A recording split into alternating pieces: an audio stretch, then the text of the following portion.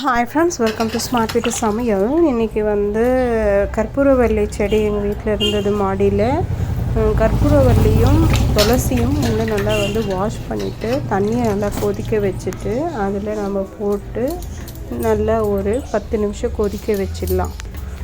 இது கோல்டுக்கு, காஃபுக்கு, ஃபீவருக்கு எல்லாத்துக்குமே நல்லது. நம்ம எப்போவுமே இங்கிலீஷ் மெடிசன் எடுக்கிறத விட இந்த மாதிரி சிம்பிளான மெடிசன் எடுத்தோம்னா நம்ம டக்குன்னு காஃபு, கோல்டெல்லாம், ஃபீவர்லாம் சரியாயிடும்.